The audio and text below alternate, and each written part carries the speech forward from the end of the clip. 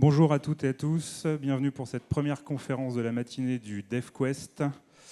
Si vous pensez que CSS rime avec tristesse, vous changerez sûrement d'avis à la fin de cette conférence. Et oui, CSS évolue à vitesse grand V, les fonctionnalités de ces dernières années permettent de faire des choses spectaculaires. Sans JavaScript, je crois que c'est clair sur le t-shirt, comme par exemple transformer un tableau HTML en magnifique graphique.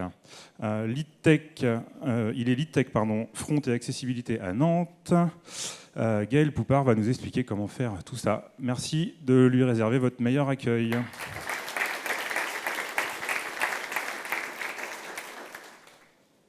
Merci. On va grossir un peu. Donc je me représente très sommairement, donc je suis lead tech front chez OnePoint à Nantes. Je m'appelle Gaël Poupard, vous pourrez me trouver sur les internets, sur GitHub, sur Mastodon. Je fais aussi partie de l'organisation de Paris Web, une conférence qui est assez méconnue, mais c'est la seule qui a lieu tous les ans sans interruption depuis 2006 en France. Donc voilà, côté orga, je vais aussi regarder la keynote qui a été donnée tout à l'heure, il y a des choses intéressantes. Pour info, ce sujet, c'est la suite, c'est l'épisode 2 d'un sujet que j'avais donné en 2018 à Paris Web justement. À l'époque, je montrais plusieurs graphiques de données. Vous allez voir qu'aujourd'hui, en 45 minutes, en fait, c'est trop compliqué, il y a trop de choses à dire. Je tiens à passer absolument sur ma slide totem qui est dans toutes mes conférences, c'est le principe de moindre pouvoir. Le principe du moindre pouvoir, la règle est simple, en gros. Si vous avez un objectif, utilisez la couche la moins consommatrice en énergie, en ressources, en temps que vous allez trouver, celle qui porte le moins sur l'utilisateur. Le principe de moindre pouvoir, c'est juste utiliser le moins d'énergie possible pour atteindre votre objectif. Ça fait partie des axiomes du web.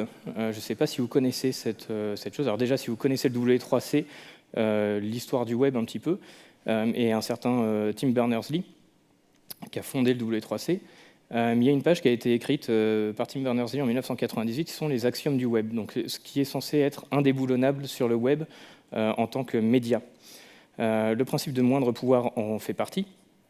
Il y a d'autres choses qui en font partie, comme KISS, la tolérance, la décentralisation, un peu dérivée sur le web, et la modularité. Donc je rappelle que ça date de 1998, c'est vraiment une page qui est intéressante, qui est évidemment maintenue. Le W3C ne sait pas perdre des pages web, et c'est peut-être les seuls. Donc le principe de moindre pouvoir, c'est vraiment un truc qui, moi, me guide dans ma pratique. C'est la base de l'amélioration progressive. Si ce terme ne vous est pas familier, je vous encourage à regarder. L'idée, c'est vraiment de partir d'un truc qui marche pour tout le monde et d'enrichir petit à petit. Donc commencez par du HTML, faites du CSS, et après rajoutez du JavaScript si vraiment vous n'avez pas le choix. Ça arrive de temps en temps. Mais voilà. Pour les graphiques de données, c'est important de mettre un peu de contexte, de définir ce que c'est qu'un graphique de données. Grosso modo, c'est un ensemble de clés associées à une ou plusieurs valeurs, disposées sur une échelle et mises en forme afin d'en faciliter la compréhension. Il existe une multitude de types de graphiques de données. Choisir le bon type de graphique de données est hyper important pour véhiculer la bonne information et la rendre compréhensible. Il y a une page absolument interminable sur Wikipédia que je vous encourage à aller voir si vous avez vraiment beaucoup de temps devant vous. Mais c'est très enrichissant. Une fois qu'on a posé ça, associer des clés et des valeurs en HTML, vous n'avez pas énormément de choix. Vous avez que deux choix en fait. Les listes de description, autrement, c'était les listes de définition jusqu'à récemment. Aujourd'hui, c'est les listes de description. Donc les éléments DL, et à l'intérieur, vous allez avoir des regroupements de DT, donc les termes de description, et DD, les définitions de description. C'est pour ça qu'avant, c'était définition de définition. C'était bizarre. Donc ça, c'est une solution. Vous pouvez avoir autant de définitions que vous voulez pour chaque terme. Là aussi, c'est discutable. Et vous pouvez faire pas mal de choses avec ça. En revanche, à partir du moment où vous avez plusieurs entrées et vous avez vraiment un formalisme où vous en avez beaucoup, par exemple, les tableaux de données, c'est fait pour ça. Vous associez des entêtes avec des cellules, tout est clair, tout est compréhensible, et visuellement, de base, sans rien rajouter autre que votre contenu dans du HTML, ça fonctionne. Et c'est intelligible par tout le monde.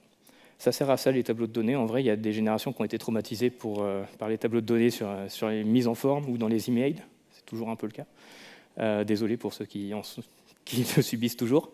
Mais en vrai, les tableaux de données, c'est utile, ça sert à ça, il ne faut pas les fuir. C'est important quand on a de la donnée à présenter. Donc un petit récap, en 2018, ma conférence a duré 1 heure, j'avais présenté tous ces graphiques-là. Et donc ça, c'était faisable en 2018. Et je me suis inspiré d'énormément d'expérimentations d'autres personnes. Donc vous avez une liste très longue ici. Là aussi, c'est des noms que je vous encourage à chercher. Si le sujet vous plaît et qu'à la fin vous dites « Ah, c'est cool, j'ai envie de jouer avec ce genre de truc », suivez tous ces gens. C'est des personnes extrêmement intéressantes. Et une partie d'entre elles, depuis 2018, sont passées dans le CSS Working Group et donc maintenant éditent les specs. Elles sont allées au-delà de l'expérimentation, elles vont écrire le langage elles-mêmes. Et c'est assez impressionnant. Donc en 2018, en résumé, on faisait des tableaux en HTML avec toutes nos données, on pouvait mettre ce qu'on voulait dedans, une couche de CSS très avancée pour l'époque, et 10 lignes de JavaScript, juste pour avoir un switch qui permet de désactiver les styles, pour notamment l'accessibilité, si des personnes sont plus à l'aise pour lire un tableau qu'un graphique de données. Un petit bouton avant, vous désactivez les styles, vous avez votre tableau de données, tout marche nickel, et ce script se contente d'enlever une classe sur le tableau. Et voilà. Donc c'est accessible, performant, autonome, complètement statique, vous avez besoin de rien. Et c'était en 2018. Je ne sais pas ce que vous faisiez en 2018, mais moi je faisais déjà ce genre de conneries et c'était vraiment cool. Maintenant en 2024, j'ai pas changé la date. En 2024, on peut faire beaucoup plus.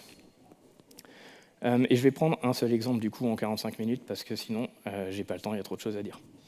Et vous verrez que j'ai même pas encore poussé l'expérimentation jusqu'au bout. Donc la base, on l'a dit, hein, c'est le tableau, juste le HTML, votre contenu. Évidemment, tous les exemples de code sont légèrement résumés, parce que sinon c'est long. Mais dans l'idée, vous avez un élément table, un élément caption qui sert à intituler le tableau. C'est très important, surtout si votre tableau est relativement complexe. Un élément head, donc qui sert à mettre toutes vos cellules d'en-tête. Et donc les éléments th qui servent d'intitulé de colonne en l'occurrence. Vous avez l'attribut scope quand il vaut col qui intitule la colonne, quand il vaut row, ce que vous avez à l'intérieur du tbody, c'est pour la ligne. Là, vous avez un tableau parfaitement accessible et qui fonctionne absolument partout en fait depuis genre 1996. Niveau amélioration progressive, on est bien parce que là, on a déjà résolu le problème de tout le monde peut consulter ma donnée. En termes du X, on a franchi un point. On n'a pas besoin d'Angular ou je ne sais pas quoi. Ensuite, on va commencer à l'habiller tout doucement, mais je vais introduire pas mal de concepts petit à petit. Notamment ici, pour les styles de base. Alors, vous allez retrouver le contenu des styles qui ne devrait pas vous surprendre sur les tables et les captions. Il y a quelques propriétés qui sont très vieilles en CSS, que vous connaissez peut-être, et qui sont très pratiques pour les tableaux, comme par exemple caption site, qui vous permet de définir si votre titre de tableau est avant le tableau ou après le tableau. Vous avez une propriété à poser sur table et ça marche. Vous avez pas mal de choses comme ça. Le fond de feature setting que j'aime beaucoup pour dire que les chiffres doivent être alignés d'une certaine façon. Alors ça dépend du support de votre typographie. Choisissez précautionneusement votre typographie. Mais ça fonctionne très bien. Le petit élément exotique et relativement récent, c'est les layers. Vous voyez la première ligne, @layer, où on déclare nominativement des layers. Ensuite, on va ajouter des styles dans ces layers. Les layers, c'est hyper important parce que ça vous permet de contrôler localement la cascade. Je ne sais pas si vous avez déjà été confronté à des problèmes où vous aviez des styles avant dans un fichier CSS, qu'il soit à vous ou non, qui venaient vous perturber. Vous étiez obligé de surcharger les styles, soit avec un important en mode bazooka, soit avec un sélecteur un peu plus compliqué que ce qu'il aurait fallu pour que vous ayez la priorité sur ces styles. En fait, aujourd'hui, ça n'existe plus. Vous ne devriez plus jamais avoir ce problème-là, puisque vous avez les layers qui vont vous permettre de définir un ordre de priorité. Littéralement, ce que dit la première ligne, c'est que le layer framework, c'est la base, c'est le premier truc. Et par contre, le layer element et le layer chart, étant donné qu'ils sont après dans la définition des layers, peu importe les styles que vous mettrez, la spécificité des sélecteurs et ce genre de choses, ces styles primeront. Donc dans l'exemple, j'importe Bootstrap. Évidemment, dans mes vraies expérimentations, il n'y a pas Bootstrap. Mais là, l'idée, c'est de vous montrer qu'on peut importer un fichier externe, donc un framework entier, on l'affecte à un layer directement, framework, et là, même si vos sélecteurs sont par exemple les classes utilitaires de Bootstrap qui vous disent display none important, en fait, Si pour un élément qui est censé avoir cette classe utilitaire, vous le redéclarez dans un autre layers après, peu importe qu'il est important ou pas dans les sources de Bootstrap, vous allez l'écraser et vous n'avez pas besoin de surenchérir sur vos sélecteurs et d'utiliser important. C'est la vie quand on commence à faire du CSS complexe. On va avancer petit à petit. Par exemple, pour un tableau de données, ça doit vous arriver régulièrement si vous en avez, dans les IHM métiers notamment, que vous ayez énormément d'informations et qu'au bout d'un moment, le tableau ne rentre plus dans la page, dans l'écran, dans le conteneur. À ce moment-là, le tableau il devient défilable. Vous avez une scroll bar qui apparaît et qui vous permet de jouer avec. Elle apparaît sur certains OS qui ne s'amusent pas à les masquer par défaut. Malheureusement, la plupart des OS font ça aujourd'hui. Et donc une petite astuce, une toute petite touche en termes du X, c'est de définir qu'à partir du moment où votre tableau est défilable, vous allez mettre un petit indice visuel avec un ombré à droite pour suggérer que vous pouvez continuer à défiler le tableau sur la droite. Évidemment, ça marche dans l'autre sens. La magie de ce truc-là, c'est le mot-clé, où est-ce qu'il est? Local, ici. Et scroll. Donc tout ça, vous voyez que tout passe par une seule propriété background qui gère des dégradés. Et en fait, le background attachment local va dire au navigateur que ce dégradé-là ne va s'appliquer qu'à tel moment dans le scroll. Vous n'avez pas besoin de définir autre chose, en fait, il va juste dépendre du scroll. C'est très contre-intuitif parce que la propriété scroll ne fait pas ça. Donc voilà, encore un problème de spec, mais du coup, c'est hyper important de pouvoir déterminer ça. Cette technique, elle existe depuis des années, littéralement au moins 15 ans, mais ça marche absolument parfaitement. Petit détail pour l'accessibilité aussi ici, si jamais vous avez besoin d'en arriver là, que vous avez des tableaux énormes qui deviennent défilables, il faut aussi que leur conteneur soit focusable pour que les gens qui naviguent au clavier puissent utiliser les flèches pour faire défiler l'élément. Ça ne se fait pas naturellement sur les tables, donc potentiellement vous rajoutez 3 petites lignes de JavaScript pour vérifier la largeur, et si c'est plus grand que la largeur du conteneur, vous rajoutez un petit attribut tab index et tout est magique. Donc voilà, c'est exactement ce que je viens d'expliquer. Du coup, la logique est hyper simple. On compare la largeur du tableau avec la largeur du conteneur, donc j'ai appelé région ici. Et si jamais la largeur du tableau est supérieure, vous rajoutez un tab index 0 et paf, plus de problème d'accessibilité sur votre tableau. Et là, on a donc on a un petit script JS, un tableau HTML, tout est parfaitement accessible et va marcher pour tout le monde. Maintenant, niveau style, on n'est pas encore rendu. On va faire des trucs simples petit à petit, mais notamment encore sur des styles qui ne s'appliquent uniquement qu'à des tableaux. On va trouver les propriétés border collapse, border spacing, caption sign on l'a déjà mentionné, et empty cells. Empty cells, c'est une propriété qui est là dans la spec CSS depuis 1998 et qui vous permet de dire qu'une cellule de données qui est vide n'apparaît pas et n'entre pas en compte dans le layout d'un tableau. Donc c'est hyper pratique si jamais vous avez une colonne entière qui est vide, paf, elle sort magiquement du layout de votre tableau. Et vous n'avez rien d'autre à faire. Donc là, voilà, on l'a rendu un peu plus sobre, notre tableau, et on a passé la légende, l'intitulé en bas. C'est assez soft, on vire les paddings, les borders, et voilà, on commence à jouer. L'étape suivante, c'est qu'il va falloir qu'on ait une légende à notre graphique. On va commencer toujours en parlant de l'utilisateur et de l'accessibilité. Il va surtout avoir besoin d'associer les valeurs aux données. Et donc, ce qu'on va faire là, c'est littéralement linéariser le tableau actuel. Donc, à chaque fois avec une cellule d'en-tête, une cellule de données. Tout ça est fait uniquement avec un display flex et un flex auto. Ça marche tout seul. Ce que je vais introduire ici, c'est que dans un graphique de données, on s'attend à ce qu'une légende et une donnée soient représentées par une couleur notamment, afin de les dissocier. Donc là, je vais introduire un petit truc très simple, c'est un petit carré devant l'entête, donc HTML, CSS, JS, etc. Et ce petit carré, je vais y mettre par défaut une propriété de background qui est une custom property en CSS. La mode, c'est de les appeler des variables. Ce ne sont absolument pas des variables, arrêtez d'utiliser ce terme. Ce sont des propriétés personnalisées. Et en l'occurrence, vous pouvez définir dans la fonction var une valeur de repli, donc un fallback. Donc ici, c'est current color, la couleur du texte. Comme ça, on est sûr que notre carré s'affiche tout le temps. Et après, pour le reste, on se contente de le placer, de lui donner la bonne dimension. Là, on commence à voir vers où on va aller. On a un truc qui ressemble presque à une légende de tableau. On va faire un petit tour par les couleurs. La gestion des couleurs en CSS, ça n'a rien à voir avec juste de l'hexadécimal comme en 1998. On est toujours sur notre tableau, et pour bénéficier de ce qu'on vient de mettre en place avec une custom property pour définir le background de notre légende, on va juste l'impliquer dans un attribut style ici. Il y a plein d'autres façons de gérer ça. Là, c'est la plus simple pour la démo. L'attribut style, il sert à ça. Il n'est pas allergisant, il ne va pas vous faire de mal, ça sert à ça. Et typiquement, c'est quelque chose que vous pouvez très facilement générer si vous avez des données qui viennent d'un bac de je ne sais pas où, que vous utilisez un framework Frank ou je ne sais pas quoi. En fait, vous pouvez très bien imaginer que cette valeur-là, c'est juste une variable dans votre jeu de données. Et donc, d'un seul coup, on peut donner une couleur à chaque type de contenu. Donc, comme je le disais, les couleurs hexadécimales, c'est bien, c'est rigolo, mais c'est pas très dynamique. Là, j'ai un exemple avec 8 cellules, enfin 8 données. Quand vous en avez beaucoup, en fait, au bout d'un moment, il faut savoir gérer une palette de couleurs. Et idéalement, moi, j'aime bien ne pas trop réfléchir. Donc, j'utilise une technique qui a été développée par Sarah Swaydan en 2018, peut-être bien, qui utilise la fonction HSL, qui est une fonction qui déclare des couleurs avec 3 entrées, hue, de la teinte, saturation, donc pas besoin de le traduire, et lightness, la luminosité. Ce qu'il faut savoir, c'est que c'est une fonction, et donc on peut jouer avec des calculs à l'intérieur. Et vous pouvez voir le premier exemple où en fait HSL, ma valeur de couleur, c'est tout ça.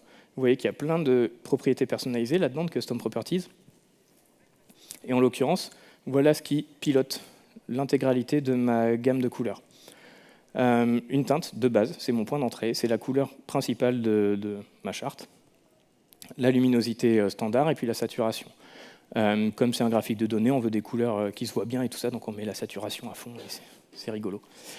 Ce qui est marrant avec cette technique, c'est que du coup, comme le point d'entrée, c'est la teinte, si vous voulez la couleur complémentaire d'une teinte, je ne sais pas pour ceux qui sont à l'aise avec la théorie des couleurs, les gammes chromatiques et les trucs comme ça, en fait, vous avez un cercle de couleurs, vous voulez la couleur complémentaire, vous faites moins 180 ou plus 180, peu importe dans quel sens vous tournez, c'est un cercle.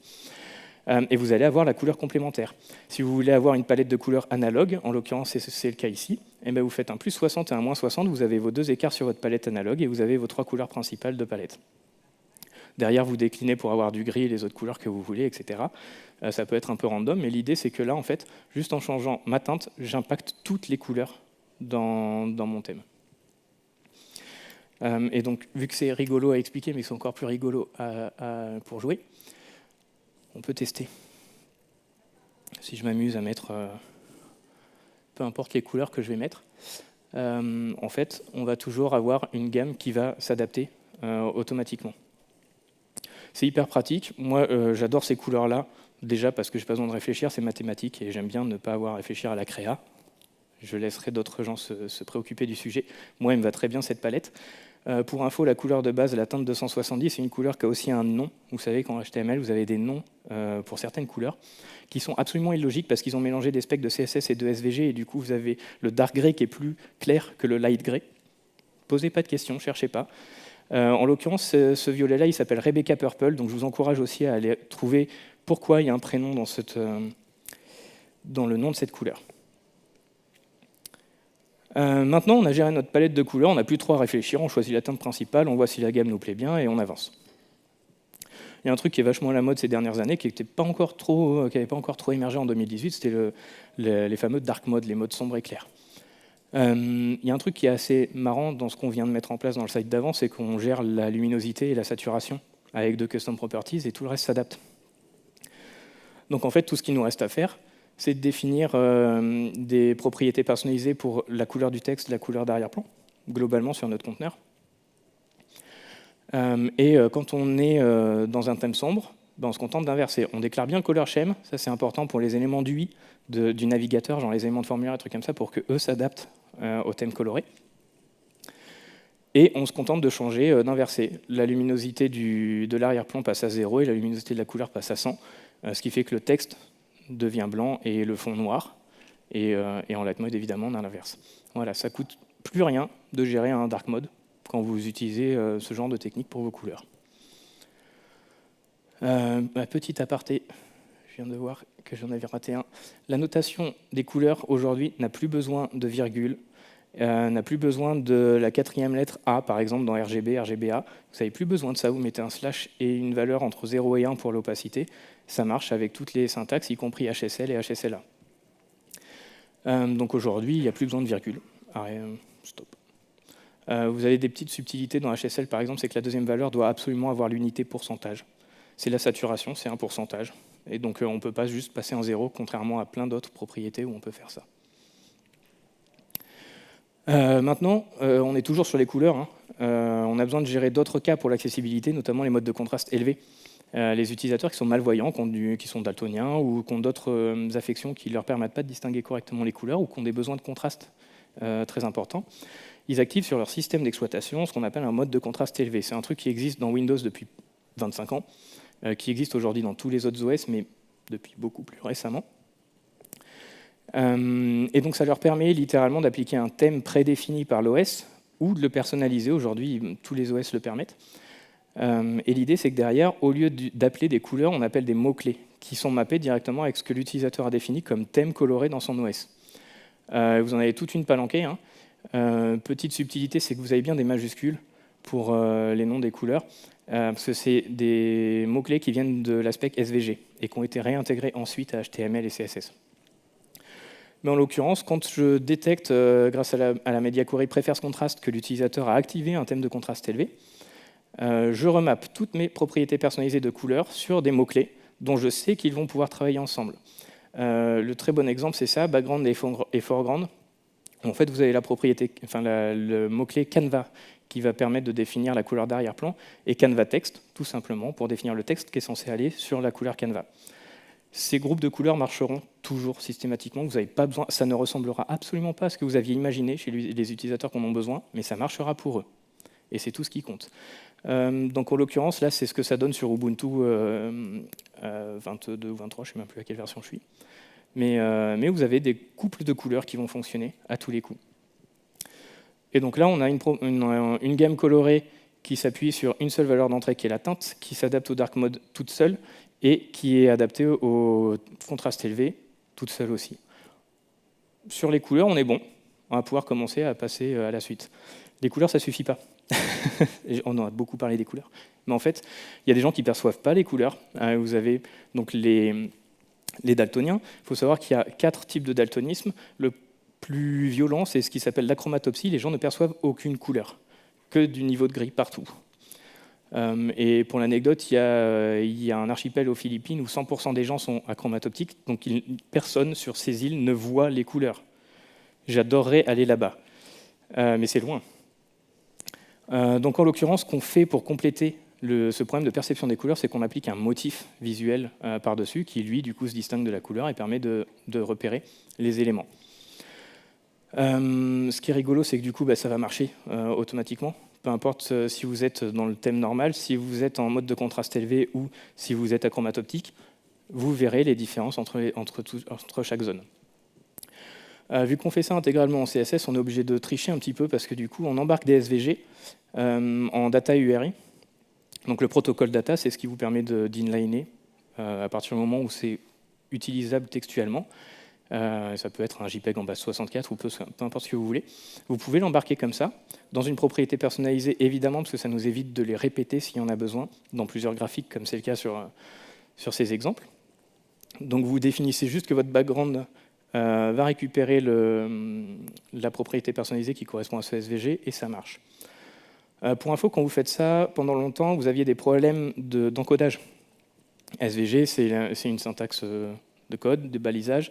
Il y a plein de caractères spéciaux qui sont plus ou moins bienvenus dans les navigateurs. En l'occurrence, quand on utilisait le protocole data pour des SVG, pendant longtemps, on devait encoder les chevrons ouvrants, les chevrons fermants, les guillemets, les parenthèses, les accolades. Enfin, c'était assez pénible en fait, et on était obligé d'avoir une moulinette qui allait encoder tout ça.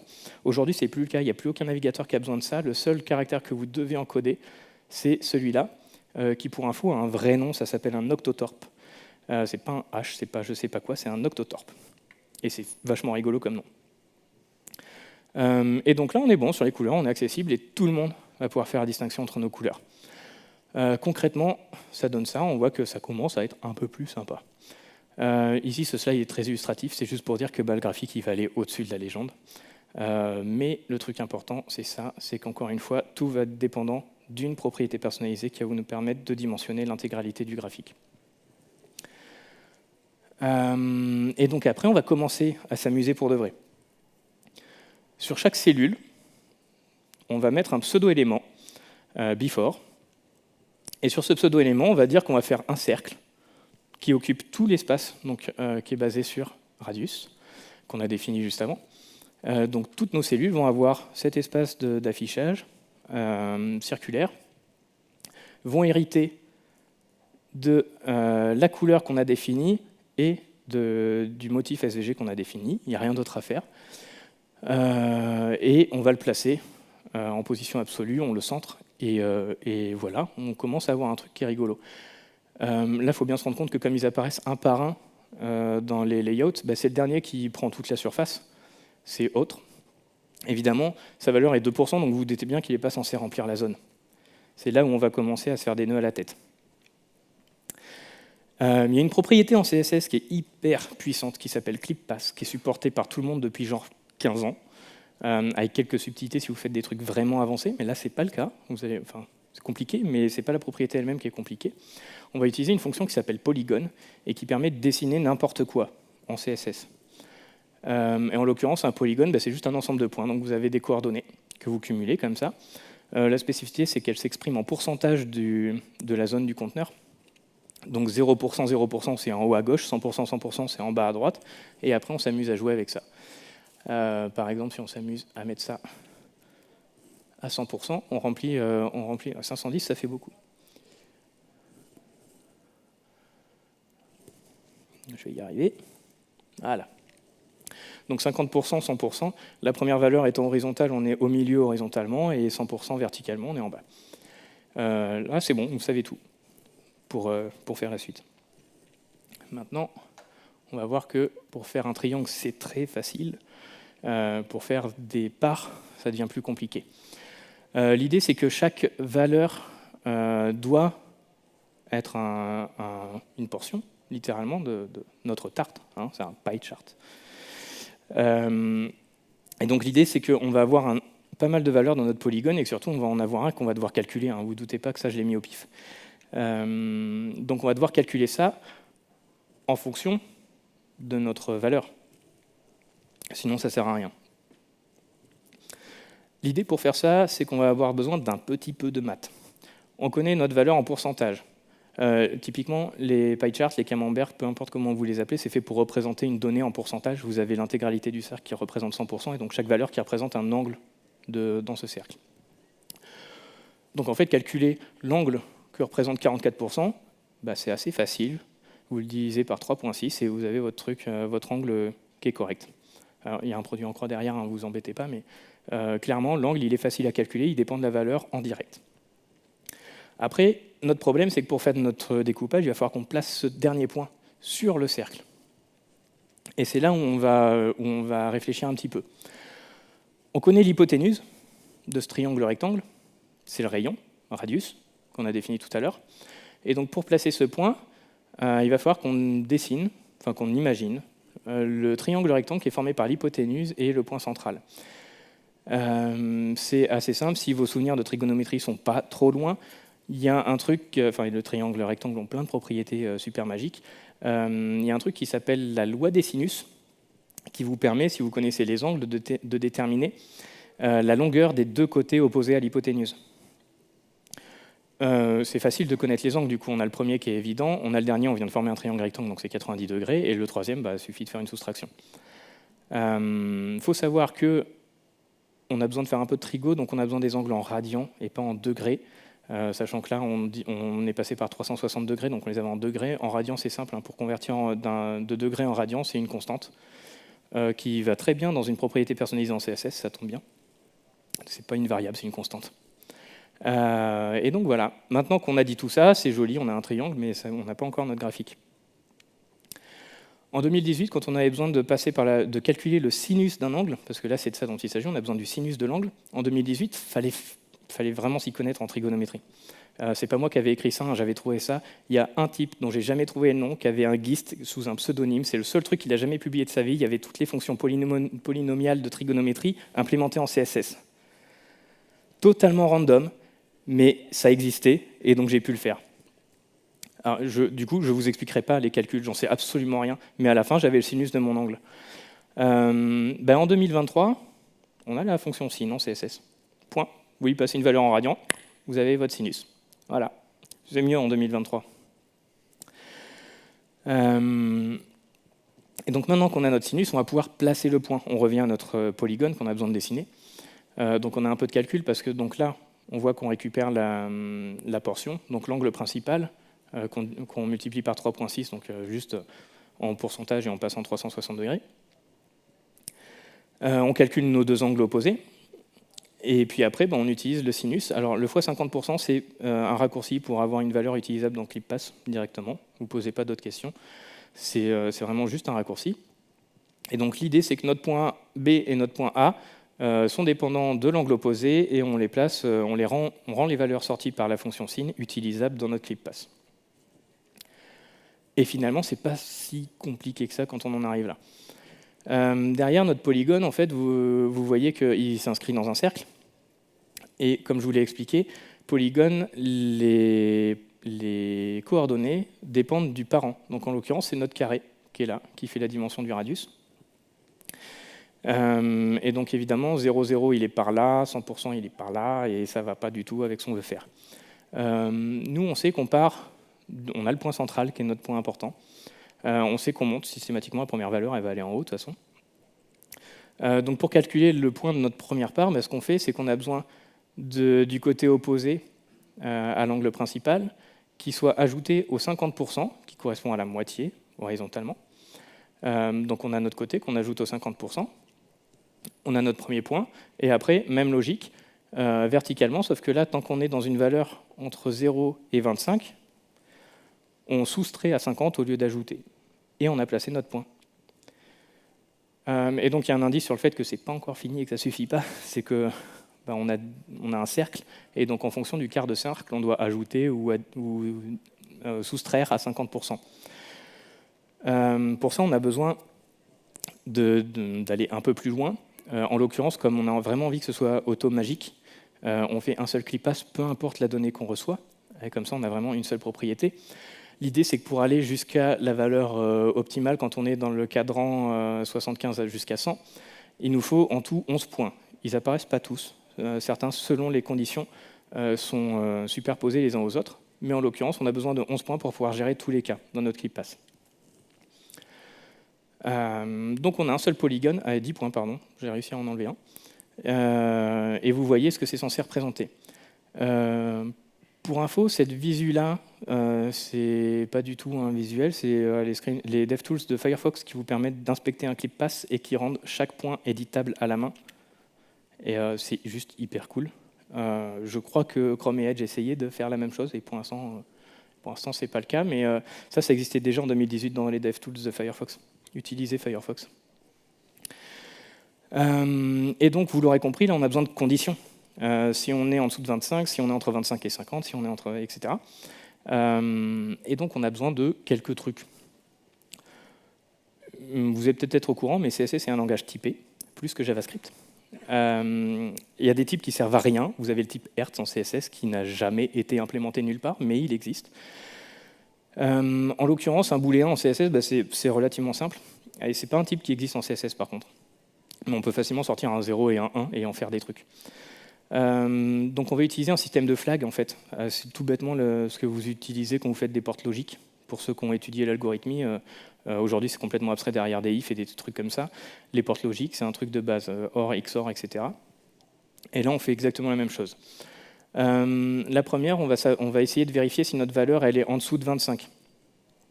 Alors évidemment, on a notre propriété personnalisée dans l'attribut style pour la valeur. C'est drôlement pratique. Et donc tout ce qu'on a à faire ici, c'est que pour chaque cellule, on va clamper, littéralement écrêter la valeur. Clamp, c'est une fonction magique en CSS qui vous permet de définir une valeur minimum, 0, une valeur maximum, 1, et une valeur préférée au milieu. Alors là, la valeur préférée, moi, j'aime pas du tout la logique, mais en tout cas, vous savez que votre valeur, elle sera toujours soit 0, soit 1. Ce qui est rigolo avec ça, c'est que si vous dépassez de 1, ça écrète à 1. Si vous allez en dessous de 0, ça écrète à 0. Donc comme là, on veut savoir si c'est en dessous de 25 ou pas, ben on soustrait à 25 notre valeur. Si notre valeur c'est 20, ben il vous reste 5, donc vous allez être écrêté à 1. Si votre valeur c'est 50, vous êtes en négatif, vous allez être écrêté à 0. Voilà, vous avez un booléen en CSS. Et derrière, évidemment, dans certains cas, vous avez besoin de l'inverse. Donc vous faites 1 moins votre valeur, et puis si c'est 1, vous avez 0, si c'est 0, vous avez 1. Puis c'est pas si compliqué que ça. Derrière, après, il faut réussir à s'en servir en tant que condition. Pour vraiment déclencher le fait que c'est une porte logique, il faut en faire quelque chose. En l'occurrence, ici, se servir d'un booléen, donc on a GT25 qui va valoir 0 ou 1, vous le multipliez à 100% par exemple, et soit vous aurez 100%, soit vous aurez 0%. Et d'un seul coup, votre point qui est censé être là, disons, vous arrivez à le passer là, et sans faire autre chose qu'une petite multiplication avec un pseudo-booléen. Et donc là, on arrive à faire switcher une valeur. Derrière, on a besoin d'en faire quelque chose aussi. On a des conditions, justement. Pour essayer de réduire notre polygone et le rendre intelligible, on va s'appuyer essentiellement sur la fonction max. Alors, il y a aussi un min qui traîne dans le code. Max fonctionne un peu comme clamp. On peut voir clamp comme un super min et max. En l'occurrence, il va choisir entre les deux valeurs la plus élevée. Donc là, votre point, vous avez une valeur de base qui est 50%, et si vous êtes au-dessus de 25, vous allez avoir 100%. Donc c'est la deuxième valeur qui va s'appliquer. Si vous êtes en dessous de 25, vous aurez 0% ici, donc c'est le 50% qui va s'appliquer.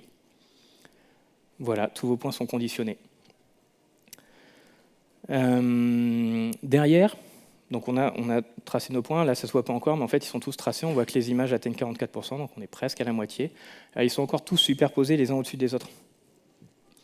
Donc on a un autre problème, c'est que il faut les faire tourner. Ça, au final, ce n'est pas un des problèmes les plus gros. Parce qu'on va utiliser évidemment une position absolue qui a été déclarée précédemment.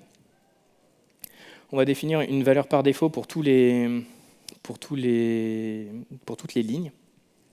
Ce qui est important ici, c'est que pour simplifier le code, on va répéter les valeurs dans le tableau directement. Ici, on a notre index avec la première valeur qui est 2, la deuxième valeur qui est 2, la troisième 32, etc. Donc ça, pour ceux qui s'amusent à faire du dev régulièrement, vous savez que c'est très facile à générer, même si vous avez des données qui viennent d'une API, d'un backend ou de quoi que ce soit. Et donc l'idée, c'est que pour la première ligne, donc HTML 2%, vous récupérez la valeur 1, et votre position, c'est 0, vous êtes à la position initiale. L'unité de turn, elle est vachement bien, c'est juste des angles, mais sur 360, donc en fait, un turn, ça fait 360 degrés. Donc après, vous êtes entre 0 et 1, et vous placez vos éléments comme ça. Et donc évidemment, on a besoin d'un peu de logique. Pour rien vous cacher, SAS est indispensable aujourd'hui si vous faites du CSS avancé. Il y a encore des gens qui essaient de militer pour enlever SAS, alors que vous ne ferez jamais une boucle en CSS. Et donc ici, typiquement pour la quatrième valeur de mon tableau, je récupère la value 4, je pose les positions. Donc l'angle, on multiplie, on divise par 100 un tour, puisqu'on est toujours en pourcentage sur nos valeurs initiales.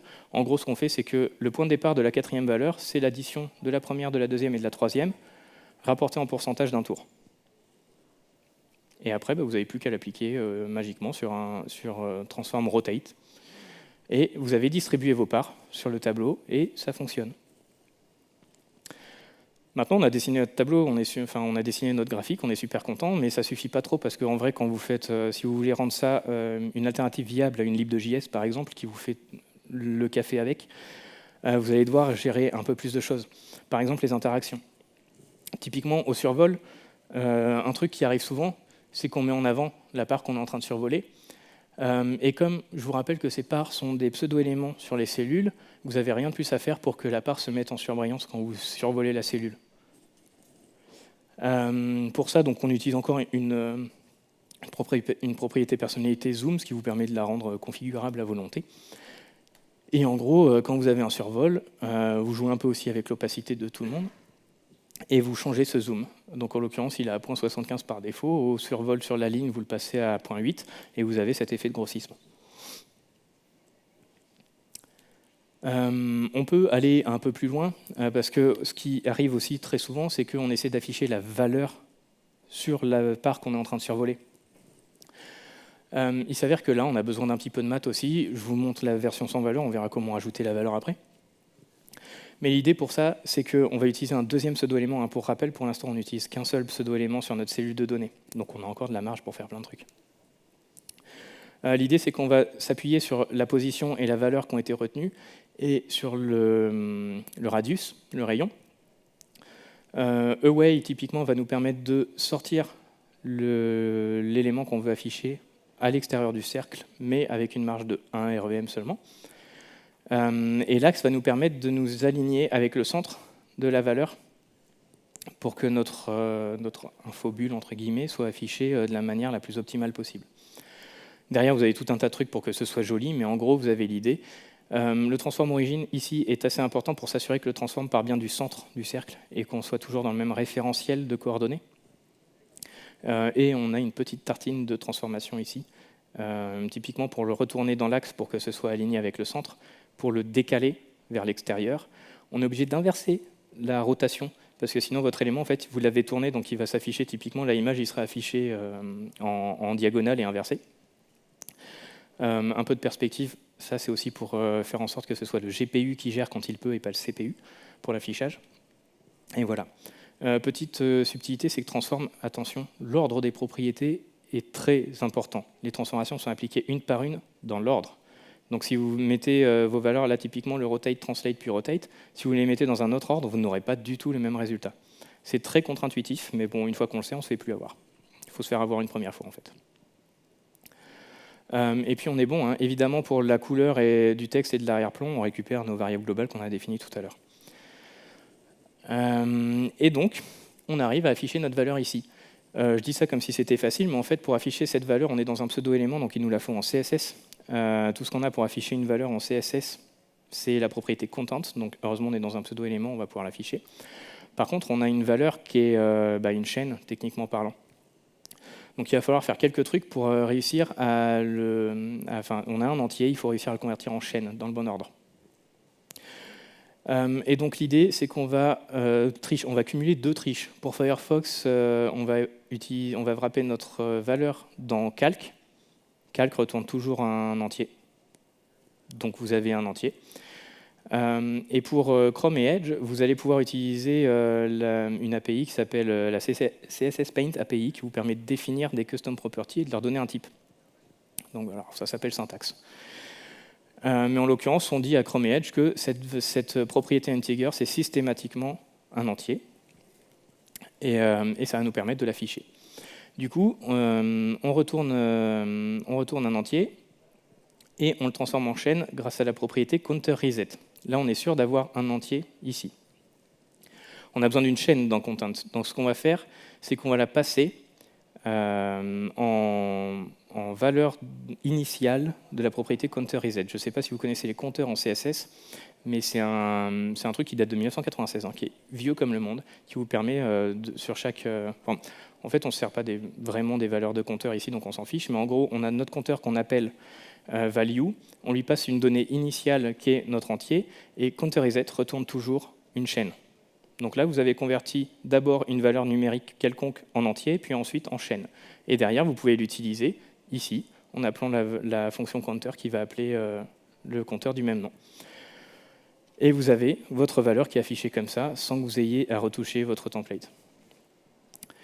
Une petite astuce pour ceux qui font de la veille en CSS. Aujourd'hui, vous avez un truc qui s'appelle Conic Gradient, qui permet précisément de faire un dégradé conique, donc avec un point central, et de disperser des valeurs.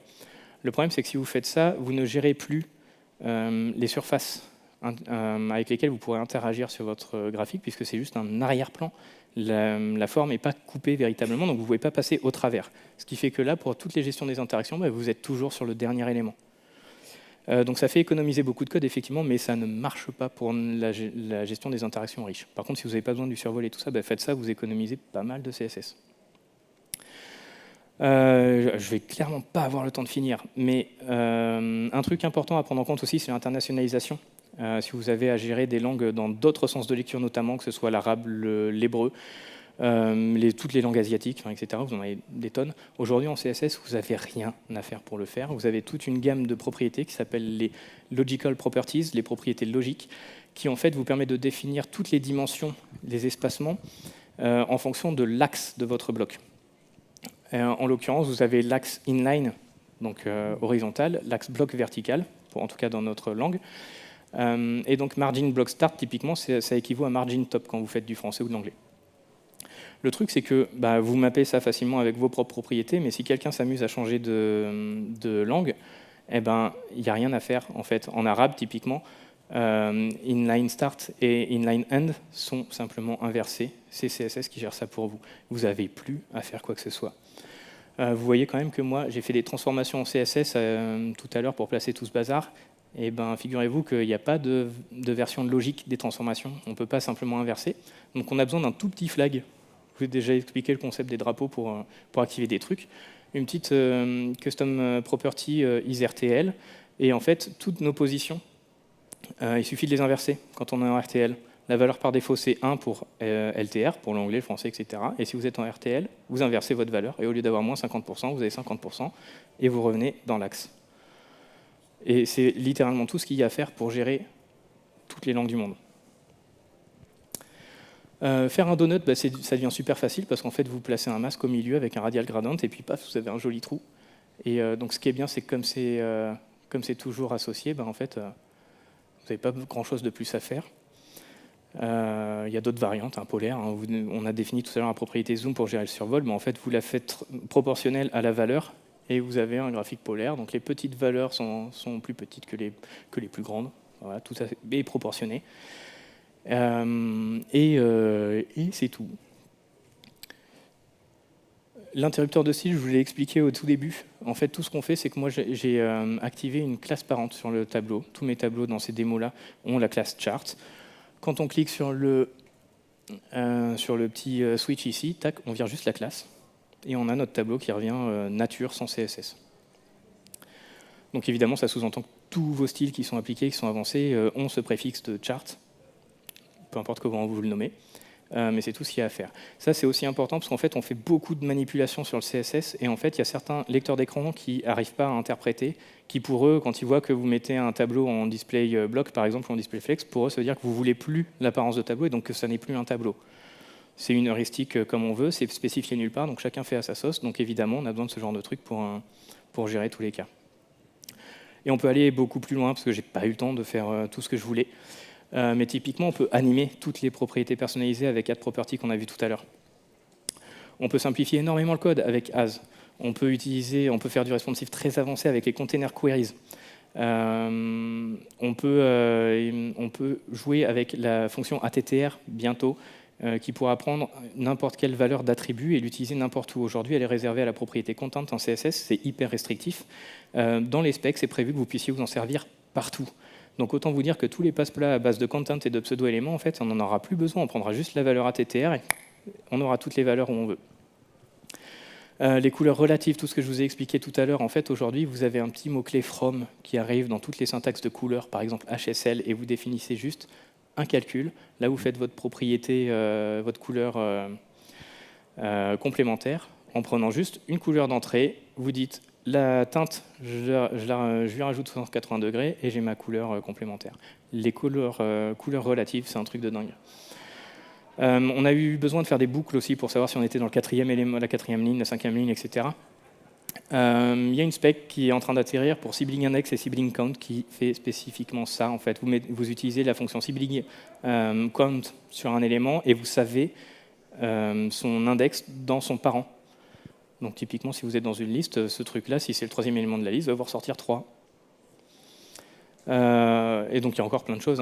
Scroll Snap, j'ai pas eu le temps de jouer avec. Les animations associées au défilement avec Animation Timeline et tous les Scroll Driven Animations. Il y a une palanquée de trucs.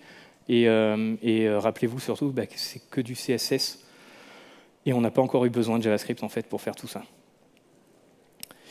Voilà, il y a un petit QR code pour le questionnaire de feedback que je vous encourage à compléter.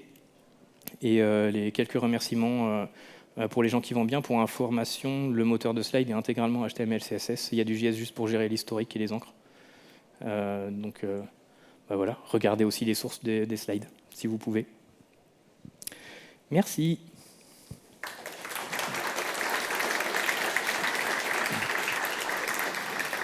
Merci beaucoup Gaël pour cette conférence passionnante, enrichissante, voilà, spectaculaire je pense aussi. Allez, je ne sais pas si on a beaucoup de temps pour des questions, peut-être une si quelqu'un a une question hyper importante, sinon je vous invite à continuer la discussion dans le dôme autour d'un café ou autre. Voilà. Ok, on fait ça, très bien. Merci à vous, prochaine conférence à 11h10, donc dans un quart d'heure.